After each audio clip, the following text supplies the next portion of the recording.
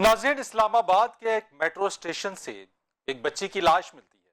तहकीकात की जाती है, मालूम होता है कि इस बच्ची के वालिद ने इस बच्ची का खुद कत्ल किया, यानी बाप ही अपनी बेटी का कातिल निकला। मजीद तहकीकात पर पता चला तो बाप ने कहा कि यह बच्ची उसके लिए एक बोझ बन गई है। क्या ही जमाना आ गया है कि औलाद वालिदैन के लिए बोझ बन जाए, और वो भी बेटियां जो कि रहमत है। क्या हालात आ गए, सुन के रोंगटे खड़े हो जाते हैं। यही नहीं, इसी हफ्ते गोटकी में एक पुलिस एहलकार, आपने एक वीडियो वायरल देखी होगी जो आपकी नजरों से गुजरी होगी, वो अपने बच्चों को लेकर बाजार में बराह फरोख्त कहता रहा और कहता रहा, ये सदाएं लगाता रहा कि मेरे ये दो बच्चे 50,000 रुपए में कोई खरीद ले। कोई बाप अपने बच्चों को बेच सकता है? कोई बाप अपने बच्चों की बोली लगा सकता है? कोई बाप जो अपने जिगर के टुकड़े जो उसके हों वो उसको सारे बाजार फरोख्त करने के लिए निकल खड़ा हो, और मजबूरी उसकी ये हो कि उसने अपने एक बच्चे का इलाज कराना हो, उसको 120 किलोमीटर दूर फेंक दिया गया हो, और सिर्फ वो छुट्टी लेने के लिए उससे 50,000 रुपए रिश्वत मांगी जाए, जिसको वो पूरा करने के लिए अपने बच्चों को बाजार में फरोख्त करने निकल खड़ा हो। क्या ही हालात आ गए हैं ऐसे। यही नहीं, बल्कि एक 36 साल सहाफी इसी हफ्ते बेरोजगारी से परेशान होकर, तंगदस्ती से, हालात से परेशान होकर खुदकुशी करने पर मजबूर हो गया। अपने बच्चों को पीछे तन्हा छोड़ गया, बीवी को बेवा कर गया। और यही नहीं, इस जैसी बहुत सारी कहानियां, बहुत सारी, सिर्फ कहानी नहीं, हकाइक है। अगर बयान करने बैठ जाएं तो शायद ये एक प्रोग्राम कम पड़ जाए। लेकिन नाजरीन, मेरे देश के वजीर आजम कहते हैं कि मुल्क में गुर्बत कम हो गई है। आज मुशीर खजाना ने यह तक कह दिया कि महंगाई या गुर्बत जो है, हमारा मसला गुर्बत है ही नहीं बल्कि अफसल मसला अफराते जर है। नाज़रीन, महंगाई ने लोगों का जीना मुहाल कर दिया। महंगाई इतनी हो गई है कि लोग परेशान हैं, तनख्वाहदार तबका परेशान है, हत्ता के कारोबारी अफराद भी परेशान हैं। सरमायाकारी करने को वो यहाँ पे मौके जो होते हैं उससे वो नाला नजर आते हैं, लेकिन आदाद और शुमार अगर हुकूमत के देखे जाएं तो वो उसके बरक्स है, और कहा जाता है सब अच्छा है। दो वक्त की रोटी के लिए लोग तगोदो कर रहे हैं, लेकिन बुरी खबर यह है कि महंगाई से कुचले अवाम को मजीद कुचलने की, मजीद बोझ डालने की तैयारी की जा रही है, और जल्द मिनी बजट आ रहा है। पेट्रोल पर जो पीडीएल है, पेट्रोलियम डेवलपमेंट लेवी, वो 30 रुपए उसको बढ़ाकर कर दिया जाएगा, यानी कुल 30 रुपए लिए जाएंगे, और हुकूमत अवाम से मजीद पेट्रोल की मद में 356 अरब रुपए इकट्ठा करेगी। नाज़रीन, आज इन्हीं चीजों के ऊपर हम बात करेंगे कि अवाम पर कितना बोझ पड़ने वाला है, कितना बोझ आखिर डाला जाएगा। गुर्बत के मारे अवाम यह बोझ उठाने के मुतामिल हो सकेंगे भी या नहीं, और इसी के साथ साथ हुकूमत की तरजीह आराम अवाम को रिलीफ देना है या फिर IMF की ख्वाहिशात पर अमल करना है। मेरे साथ आज बात करने के लिए मौजूद है पाकिस्तान तहरीक इंसाफ की रुकन सूबाई असेंबली मुशर्रफ जमशेद चीमा साहब। बहुत शुक्रिया आपका मैडम कि आप मेरे साथ मौजूद है। इसी के साथ साथ माहिर माशियत मेरे साथ मौजूद है फारूक सलीम साहब, और कुछ ही देर में मुझे ज्वाइन कर लेंगे पाकिस्तान पीपल्स पार्टी के सूबाई वजीर तैमूर तालपुर साहब। आप तीनों मेहमानों का बहुत बहुत शुक्रिया। फारूक सलीम साहब, होने क्या जा रहा है? एक और मिनी बजट की तैयारी की जा रही है, बिल के जरिए जनवरी के अंदर मजीद बोझ पड़ेगा। ये कितना बोझ डालने की तैयारी की जा रही है IMF को खुश करने के लिए? अवाम कितने मुतासर होंगे, इसके असरात क्या मुरतब होंगे? फारूक साहब। फरीद साहब, आपने कुछ कहानियां सुनाई हैं, दो कहानियां या तीन और हैं जिनको फॉरेन मीडिया ने कवर किया है। बरतानिया का जो अखबार है गार्डियन, उसने कवर किया है एक 27 साल नौजवान असदुल्ला साहब जो पुराने जूते भेजा करते थे कराची में, और उनके ऊपर महंगाई का प्रेशर की वजह से उन्होंने अपने आप को आग लगा दी। ये गार्डियन ने कोई हफ्ता 10 दिन पहले स्टोरी को कवर किया है। न्यूयॉर्क टाइम्स ने 2 दिन पहले दो और अशखास हैं, एक मोहम्मद नजीर साहब हैं जिनकी करियाने की दुकान है, और उनके पास कहने का वो कह रहे हैं कि मेरे पास अब पैसे नहीं बचते कि मैं करियाने की शॉप में चीजें ला के बेच सकूं, तो उन्होंने अपनी बच्ची का जो निकाह करना था, जो शादी करना था, उसको डिले कर दिया है। एक और साहब को कवर किया है, न्यूयॉर्क टाइम्स ने कवर किया है, सलीम शहजाद साहब जो प्लम्बर हैं, और वो कह रहे हैं कि अब प्लम्बिंग के काम से मेरे पास इतने पैसे नहीं बच रहे हैं, तो मैं अपने बच्चे को स्कूल से निकाल के किसी सस्ते स्कूल में डाल रहा हूँ। तो हकाइक जो हैं वो, जैसे आपने कहा कि ऐसी स्टोरीज तो हम बहुत सारी जो है वो सामने आएंगी, और आपका पूरा प्रोग्राम का वक्त ही शायद खत्म हो जाएगा। देखिए IMF के साथ अभी जो एलानिया सामने आया है, उसके लिए उसके पीछे 3 बड़ी कुर्बानियां हैं। अभी सिर्फ एलानिया सामने आया है, पैसे मिलने अभी दूर की बात है। आपको याद है कि अभी कुछ ही हफ्ते पहले ₹1.70 बिजली का रेट बढ़ाया गया है और ₹1.70 बिजली जी का रेट बिल्कुल। बढ़ा, मतलब तकरीबन ये बनता है कोई कोई 150 अरब रुपए का इजाफी बोझ सार्फिन के ऊपर पड़ेगा। फिर 1.5% जो है वो इंटरेस्ट रेट बढ़ाया गया है, और जो पाकिस्तान में जिसने जो इंडस्ट्री ने कर्जा ले रखा है उसके ऊपर तकरीबन 70 अरब रुपया इजाफी जो है वो सूद की मद में वो सामने आएगा। इसी तरह पेट्रोल का भी फारूक आपने सलीम, जिक्र। कुर्बानी क्या देनी पड़ेगी, हमें कुर्बानियां क्या देनी पड़ेंगी जिसका तस्करा आपने किया, यानी मजीद आवाम पर क्या बोझ डलने वाला है, ये जरा बता दीजिए। देखिए IMF ने 2 शराइत सामने रखी हैं। एक तो फाइनेंस बिल जिसका शायद अभी आपने भी जिक्र किया, वो ये कह रहे हैं कि ऑर्डिनेंस से काम नहीं चलेगा, आप एक फाइनेंस बिल सामने लेके आएं और उसमें जो कटौती है वो उसके हमारा डेवलपमेंट बजट जो है उसको तकरीबन 22% हमने कम करना है। बिजली का रेट मेरा खदशा है कि मजीद बढ़ाया जाएगा। इंटरेस्ट रेट मुझे लग रहा है कि तकरीबन 1% जो है वो मजीद बढ़ाया जाएगा। इसी तरह पेट्रोल का आपने जिक्र कर दिया। एवरी मंथ जब ₹4 पेट्रोल बढ़ता है तो आप समझिए कि 80 अरब रुपए जी का बोझ बनता है, पड़ता है सार्फिन के ऊपर जो पेट्रोल और डीजल जो है इस्तेमाल कर रहे हैं। और दूसरा वो बिल है स्टेट बैंक की आजादी और खुद मुख्तारी के हवाले से। ये 2 चीजें वो कह रहे हैं कि आप नेशनल असेंबली से पास करवा के हमारे सामने लाएं, तो फिर आपको हम अप्रूव करेंगे जो $1 बिलियन हम सोच रहे हैं कि हमें मिलेगा। देखिए मुझे महसूस राइट हो गया मैंने, यानी आपने कहा कि ये वो यकीन दहानियां हैं जो कि करानी होंगी, बिल पास कराना होगा, फिर पैसा मिलेगा। मुसर्रत जमशेद चीमा साहिबा, आपने मेरी इब्तदाइया भी सुन लिया, आप खुद भी माँ हैं, सीने में दिल रखती हैं, बच्चे आपके भी हैं, यानी कहानियां और ये जो रियलिटीज फैक्ट्स हैं ये सुनाने पे आए तो मेरी और आपकी आंखों से आंसू रवा हो जाएं। सियासतदान तो आप हैं, पार्टी का दिफा भी आप करती हैं, लेकिन उससे पहले एक माँ भी हैं और उससे पहले जो है वो एक माँ की ममता क्या होती है ये आप बहुत अच्छे तरीके से जानती हैं कि अगर कोई बाप अपनी बच्ची का कत्ल महज इसलिए कर दे कि वो बोझ है, अगर बाप अपने बच्चों को महज इसलिए बेचने के लिए सरे बाजार सदाएं लगाए कि उसको रिश्वत में पैसे देने हैं, अगर एक सहाफी, नौजवान सहाफी इसलिए खुदकुशी कर ले कि वो तंगदस्ती से परेशान हो, रोजगार उसके पास ना हो, और जो एक सर्वे आया है, जो एप्सस का सर्वे है, उसमें 88% पाकिस्तानी इस डर और खौफ में मुब्तला है मुसर्रत साहबा कि उनका रोजगार ना चला जाए। ये क्या हो रहा है मुसर्रत साहबा? किसको खुश करने के लिए, क्या करने के लिए? हुकूमत तो रिलीफ देने का कह रही थी, ये क्या कुछ कर रही है हुकूमत? बिस्मिल्लाहिर्रहमानिर्रहीम। बहुत शुक्रिया फरीद भाई for having me in your programme. देखिए, सबसे पहले बिल्कुल ह्यूमैनिटी के नाते भी हमारा जो इंसानों से इंसानों का ताल्लुक़ और जो हमारा मज़हब भी सिखाता है, लेकिन कुछ चीज़ें कुछ इमोशनल होती हैं, कुछ फैक्चुअल होती हैं। इमोशनल साइड अगर आप देखेंगे तो बिल्कुल मतलब हमें तो हमारा मज़हब भी सिखाता है और हमारी तरबियत भी है कि हम तो जानवरों के ऊपर भी कोई जुल्म या कोई इस तरह की चीज़ हो जाए तो हम उससे भी घबरा जाते हैं। तो ये तो हमारे ज़िंदा पाकिस्तानी हैं।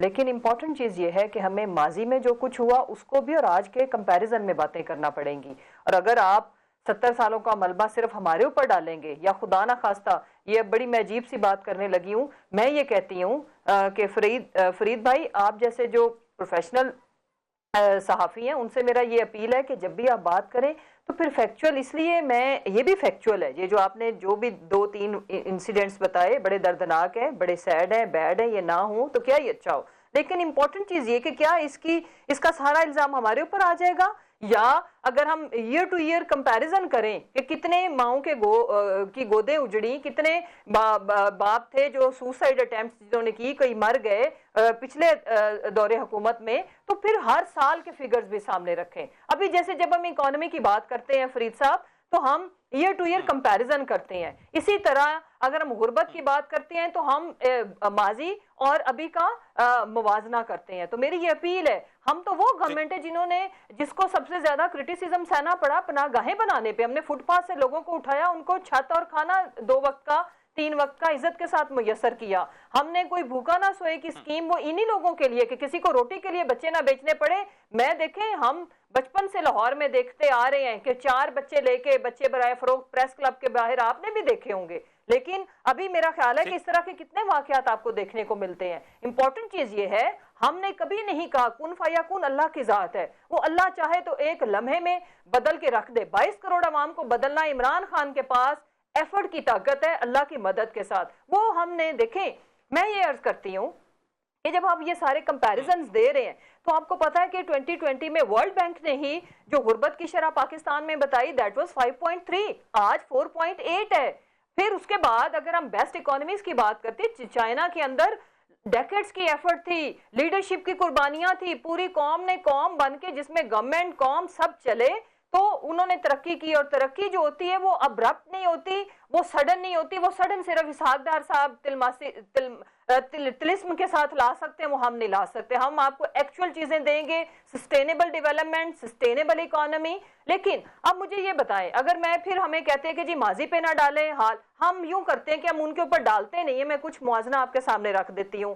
$50 बिलियन इन्होंने जी कर्ज लिया था, जिसमें से 29 इन्होंने वापस किया, ठीक है। हमने 39 लिया, जिसमें से तकरीबन अब 10 रहता है हमारा जो हमने वापस करना है। मैं $10 बिलियन की बात कर रही हूँ। उसके बाद मैं कुछ सवाल आपसे फरीद भाई करूंगी, और मैं चूंकि इकोनॉमिस्ट नहीं हूं, मैं एक पॉलिटिशियन हूं और एक फिलैंथ्रोपिस्ट हूं। मैं 2-3 सवाल रखूंगी। क्या माजी से अब आपकी टेक्सटाइल इंडस्ट्री बेहतर चल रही है कि नहीं? क्या आपकी एक्सपोर्ट बढ़ी है कि नहीं? क्या आपकी इंपोर्ट्स कम हुई हैं कि नहीं? इन सवालों के जवाब आपने मुझे देने हैं। उसके बाद मुझे ये बताएं, क्या ऑटोमोबाइल इंडस्ट्री में 53% इजाफा हुआ है कि नहीं? आईटी सेक्टर में सबसे पहली दफा क्या हम उसमें एक्सपोर्ट की तरफ गए हैं कि नहीं? इनके जवाब है हाँ, ये सब हुआ। अब जो आपने रखा है सवाल, मैं मुसर्रत साहबा आपके इसी सवालात को ना फरीद भाई जी, आपके इन्हीं सवालात को ना मेरे साथ तैमूर तालपुर साहब मौजूद हैं। सवाल रखती हूँ तो हाँ जी, मैं जरा उतने सवाल आपके ले लूं जो सवालात के जवाब भी आपको मिल जाए, और उस प्लेटफॉर्म के जरिए आपकी बात ठीक, आप बिल्कुल आप जो कह रही हैं, लेकिन असल में बात मुसर्रत साहबा बात यह है, हमारा काम है रिपोर्ट करना। हमने पहले भी रिपोर्ट किया, ऐसा नहीं है कि हम सारी रिपोर्टिंग आज ही कर रहे हैं, हमने पहले भी प्रोग्राम किए, ऐसा नहीं कि हम सारे प्रोग्राम आज ही कर रहे हैं। मैं आपके वो सवाल जरा तैमूर तालपुर साहब के पास ले जाता हूँ। एक सवाल, जस्ट एक सवाल सिंध से रिलेटेड है कि सिंध वाले फेडरल गवर्नमेंट बहुत बुरी है, तबाह बर्बादी होगी। ये मरसिया पढ़ने के साथ साथ इन्होंने अपनी परफॉर्मेंस भी बतानी है कि सिंध के अंदर आटा क्यों 20 रुपए किलो महंगा है, 20 से 25 रुपए फी लीटर दूध क्यों महंगा है। जो सब्जेक्ट प्रोविंशियल थे आफ्टर 18th अमेंडमेंट, उसमें सिंध अपनी परफॉर्मेंस बता के हमें गालियां दे। सिंपल ये सवाल है मेरा। चले मैं आपको इसी सवाल को जरा तैमूर तालपुर साहब सुन रहे हैं। तैमूर साहब बहुत शुक्रिया आपका। मुसर्रत साहबा जो बात कर रही हैं कि जो फैक्ट्स एंड फिगर्स हमने बताए, लोग खुदकुशियां कर रहे हैं, बच्चे बेचने पर मजबूर हैं, वो पहली दफा नहीं है, पहले भी होता रहा है। अब गवर्नमेंट का ये मौकफ है जो मुसर्रत साहबा बात कर रही हैं, और खास तौर पे सिंध के ऊपर वो बात कर रही है कि जनाब बता दीजिए आपके यहाँ पे जो है वो आटा क्यों महंगा है, दूध बाकी जगहों से क्यों महंगा है, जो प्रोविंशियल सब्जेक्ट जिनके ऊपर सिंध हुकूमत ने खुद काम करना है वो उस पर काम क्यों नहीं कर रहे हैं। ये सारे सवाल जरा जवाब दीजिएगा इनके तैमूर साहब। बिस्मिल्लाहिर्रहमानिर्रहीम। बहुत बहुत शुक्रिया फरीद भाई। सबसे पहले तो मेरी बहन ने आते ही बता दिया कि ये किस काम के लिए हुकूमत में आए थे। इन्होंने 22 करोड़ आवाम को भिखारी बनाने वहां पे लगा देने हैं सबके लिए खाना खाने के इनके जो बने हुए हैं आजकल शलानी ट्रस्ट वगैरह के साथ जो ये काम कर रहे हैं। हालांकि वो तो मानते कि हमने एक चीज भी हुकूमत से नहीं ली, सारा चीज हम अपनी जेबों से कर रहे हैं। मैंने बड़ा अच्छा उनका एक इंटरव्यू देखा था। खान साहब है वो तो शुरू से मशहूर हैं, उन्होंने अस्पताल भी बनाना था तो उन्होंने चंदा इकट्ठा करके बना लिया। उन्होंने क्रिकेट के टाइम पर भी बड़े चंदे इकट्ठा किए। आज भी जो है वो इस मुल्क में जब कह के आए थे कि हम बिल्कुल भी भीख नहीं लेंगे, तो आज भी हम सबसे भिखारी बड़े भिखारी हैं। और जो बात करते हैं ये अपनी परफॉर्मेंस की, तो इनकी परफॉर्मेंस ये है कि पाकिस्तान की हिस्ट्री की आप 70 साल ले लें, उन 70 साल में हमने 30 ट्रिलियन कर्जे का खसारा था, या कर्ज जिस तरह उसे डालना चाहे डाल सकते हैं, वो ये बेहतर जानती हैं। आज उसको हमने 47 ट्रिलियन को क्रॉस कर दिया है। तो आप सोच सकते हैं जो 70 साल में गलतियां हुई, नुकसान हुआ, वो इन लोगों ने उसके बराबर का इन 3.5 साल के अंदर इस मुल्क को और इस हर मुल्क के हर लेकिन मुशर्रफ साहबा कहती हैं कि आज एक्सपोर्ट्स, आज टेक्सटाइल का शोबा रिकॉर्ड आगे जा रहा है। आज एक्सपोर्ट्स हमारी जो है वो रिकॉर्ड आगे जा रही हैं, जो इससे पहले तो पॉजिटिव आईटी एक्सपोर्ट्स रिकॉर्ड आगे जा रही है। वो कह रही है हमारे पॉजिटिव चीजों पर भी तो बात करें। 36% आईटी सेक्टर में हमने किया है, बताएं किया है या नहीं? दुआ कर रहे हैं, हम तो दुआ कर रहे हैं अल्लाह से कि ये कोई पॉजिटिव चीज करके दे ताकि हम कोई पॉजिटिव के बारे में बात कर सके। हम भी पाकिस्तानी है, हमारा मुल्क पाकिस्तान है। मुझे दुख होता है खसूसन उन लोगों का जिन लोगों ने इनको पीटीआई को वोट दिए थे। और बिलीव भी फरीद भाई, वो मेरे दोस्त मेरे साथ बैठ के कहते हैं कि अल्लाह में माफ कर दे जो हमने बड़ी गलती इस मुल्क के साथ की है। और उनके साथ साथ जो इनको लेकर आए थे वो सेलेक्टर्स भी बेचारे तंग परेशान बेजार बैठे हुए कि हमने कितनी बड़ी गलती कर दी। आप आके बात करते हैं कि हमने इतनी गाड़ियां बढ़ गई, फलाना हो गया। आप बात करें उस कॉमन मैन की जिसकी मेजॉरिटी है इस मुल्क में, जो आज इतना लाचार है आपकी इन्फ्लेशन की वजह से कि वो 2 वक्त का या 1 वक्त का खाना भी सही तरह से खा नहीं सकता। लेकिन उन्होंने आपकी हुकूमत पर भी सवाल उठाया। वो कह रही है दूध या सिंध में महंगा क्यों, आटा क्यों यहाँ पे महंगा है, प्रोविंशियल सब्जेक्ट जो आपके उस पर आपकी परफॉर्मेंस की, इस पे जवाब दे दे, फिर मैं ब्रेक लूंगा। तैमूर भाई चीज जो है ना वो इन्फ्लुएंस होती है। जैसे आपने बिजली कहां से कहां पहुंचा दी, आपने पेट्रोल की प्राइसेस कहां से कहां पहुंचा दी, आपने गैस कहां पहुंचा दी। तो इन सब का रिस्पॉन्सिबल आप हैं। काश कि हम वफाक में होते। और आज अगर परफॉर्मेंस किसी सूबे में है तो हर कोई मानता है कि मुराद अली शाह काम कर रहा है, हमारे यहाँ गवर्नेंस भी है, हमारे पास रूल ऑफ लॉ भी है। वो जो बोझदार सा वाला हाल है यहाँ पर नहीं है। यहाँ पर कम से कम हुकूमत के जितने भी अफराद हैं वो कोई भी अपने सीएम की बुराई नहीं करता। आम पब्लिक खुश बैठी है। पर वहां पर देखेंगे पंजाब में बोझदार के खिलाफ इनकी अपने एमपीएस, इनके अपने वज़रा किस किस्म की बातें करते हैं, उसकी कॉम्पिटेंस क्या है आपको मुझे पता है। तो ब्लेम गेम पे ना आए। अब ब्लेम गेम पे आएंगे तो आप बहुत नुकसान खाएंगे। ब्लेम गेम पे ना आए। बिल्कुल तैमूर साहब, मैं तो यही बात करता हूं कि आज जरा सा ना, आज इस मौजू को छेड़ने का मेरा मकसद यही है। हम ही सेड शी सेड वाली चीज से निकल के ना जरा एक प्रोडक्टिव बात कर लें और जरा फैक्चुअल चीजों के ऊपर बात कर लें कि जनाब हो क्या रहा है। यानी माजी में जो कुछ भी हुआ, जो चीजें हुई, कौन जिम्मेदार, ब्लेम गेम चलता रहेगा। लेकिन आगे चल के होने क्या जा रहा है और गुर्बत में कमी हुई या नहीं हुई, क्योंकि वजीर आजम साहब ही कहते हैं कि गुर्बत में कमी हुई है। फारूक सलीम साहब आपसे मैं पूछूंगा, लेकिन एक ब्रेक के बाद।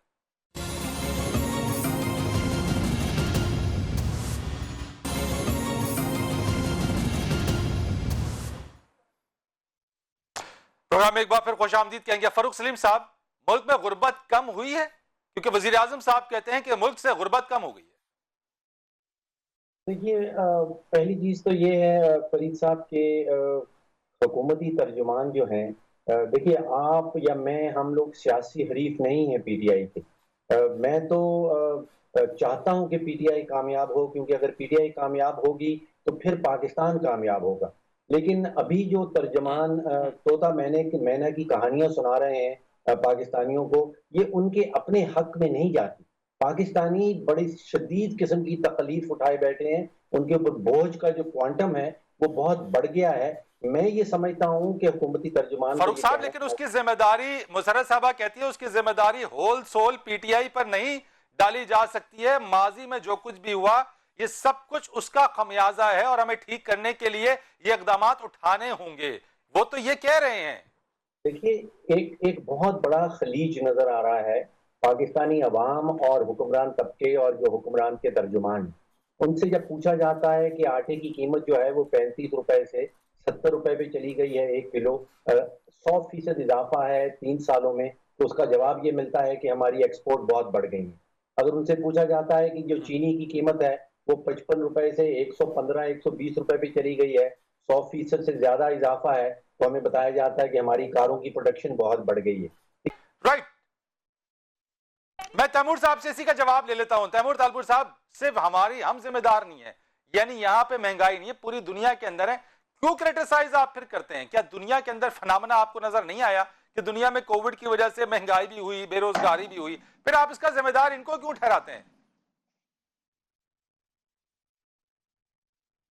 आप जरा इन्फ्लेशन को कंपेयर करें अपने पड़ोसी मुल्कों से। ज्यादा दूर तो जाते नहीं है, पड़ोस तक ही महदूद रहते हैं। तो आपकी इन्फ्लेशन का रेट क्या है और उनका रेट। अच्छा, उसके बाद आ जाते हैं आपका पर कैपिटल इनकम क्या है इंडिया का क्या है और बांग्लादेश का क्या है। तो आप ना दुनिया के ऊपर बहाने मारना, आप अपने जो सारे उनको पे मारना बंद कर दें। आप 3.5 साल हुकूमत में हो गया, खुदा का वास्ता है कुछ प्रोग्रेसिव बातें करें। ब्लेम गेम, अभी थोड़ी देर पहले हमारी बात हुई कि ब्लेम गेम को खत्म करें, तरीका बताएं।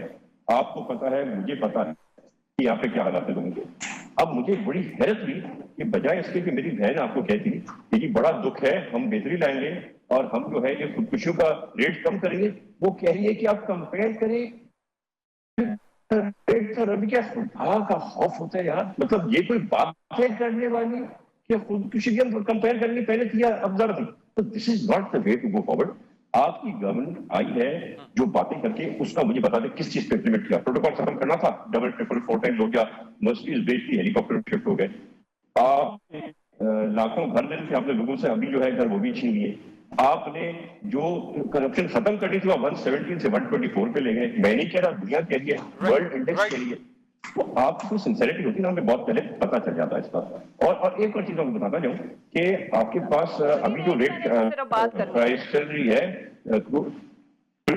क्रूड ऑयल पे, पाकिस्तान पीपल्स पार्टी के टाइम पे 2008 में $147 पर बैरल हम खरीदे थे, और हम उस वक्त जो रेट दे रहे थे वो अभी के रेट का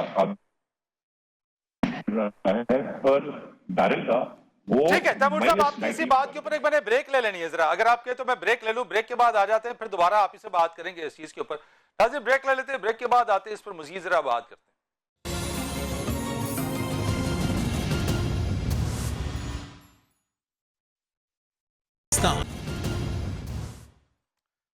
एक बार फिर खुशामदीद। फरूख साहब, ब्रेक पे जाने से पहले मुसर्रत साहबा जो बात कर रही थी कि आपकी जिम्मेदारी है कि आप ये भी बताएं कि खत्ते के दीगर ममालिक के मुकाबले में पाकिस्तान में कितनी गुर्बत, अगर यहाँ बढ़ी, और जो उन्होंने कंपैरेटिव एनालिसिस दिया कि पहले अगर 5.3 थी तो अब उससे कम हो गई है, तो वो भी बताएं कि पहले कितनी थी और अब कितनी है।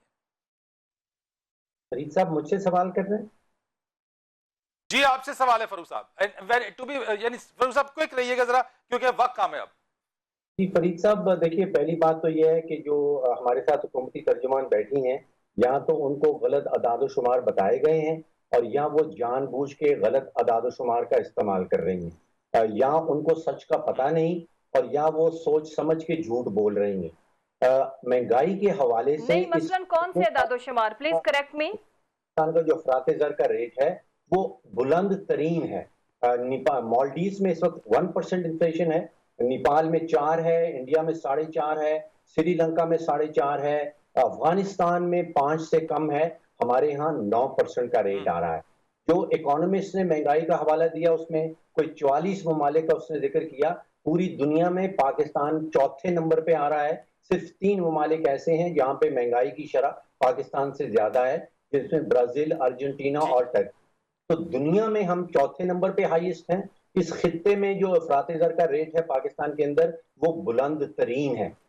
आपने फूड इनसिक्योरिटी का जिक्र किया, वो रिपोर्ट आप इंटरनेट पे अवेलेबल है। पाकिस्तान में 38% इंसिडेंस है, जिसका मतलब ये है कि 10 में से 4 पाकिस्तानी ऐसे हैं जो फूड इनसिक्योरिटी का शिकार हैं। नेपाल में उससे आधा है, इंडिया में 25% है, बांग्लादेश में 25% है। लेकिन वो आपकी बात दुरुस्त है। चले, आपने कहा कि खत्ते में पाकिस्तान जो है वो बुलंद है और ओवरऑल जो उसकी रैंकिंग आप बता रहे हैं कि वो दुनिया में चौथे के ऊपर है। मुसर्रत साहबा लेकिन कहती हैं कि जो WFP का प्रोग्राम माल न्यूट्रिशन स्टंटिंग, ये बहुत बड़ी तादाद में एहसास के मल्टीपल प्रोग्राम्स हैं जो इसको कवर कर रही हैं। मुसर्रत साहबा, फरूख साहब ने तो बात कर दी, स्टिल आप इसको डिनाई करेंगी या कहेंगी कि जो फरूख साहब फिगर बता रहे हैं, बिकॉज वो तो कह रहे हैं दुनिया में पाकिस्तान चौथे नंबर के ऊपर है। देखें मैं बात करूं, आपने सवाल किया था कि गुर्बत बढ़ी या कम हुई, मैंने उसका जवाब दिया, उसका इन्होंने कोई जवाब अभी भी नहीं दिया। फिर फीकन आमदन इनसे पूछे, 2018 में 1,86,000 थी, आज वो 2,46,000 है। 2,46,000 इट मींस बढ़ी। अगली जो इंपॉर्टेंट चीज है, देखें हम ये बात करते हैं कि फिर भी इन्फ्लेशन, मैंने तो बिल्कुल डिनाई नहीं किया, महंगाई बहुत है, लेकिन इन्फ्लेशन जो पूरी दुनिया में रिकॉर्ड टूटा, अमेरिका में, बर्तानिया में, क्या ऐसा हुआ कि नहीं? उसके बावजूद अब जब अफोर्डेबिलिटी या कंपैरेटिव प्राइसेस की बात करें तो वो हमारी दुनिया में सबसे सस्ती हैं तो हैं। यानी कि अगर आप सेम जो आइटम्स हैं उनमें तकरीबन आटा हमारा इंडिया के बराबर है, बाकी तमाम चीजों में हम इंडिया से सस्ते हैं, हम बांग्लादेश से सस्ते हैं, हम श्रीलंका से सस्ते हैं, बाकी दुनिया से तो खैर सस्ते हैं ही। तो पेट्रोलियम मसनूआत में भी इनको पूछें क्या हम बाकी दुनिया से ससते हैं या नहीं, इसका जवाब हाँ या ना में दें। इंपॉर्टेंट चीज ये है कि इन्फ्लेशन बिल्कुल ठीक है, ये वाली बात मैं तैमूर साहब हम अब भी सस्ते हैं। सरज शिमाज कहती हैं कि अब भी खत्ते के मुकाबले में हम सस्ते हैं काफी चीजों।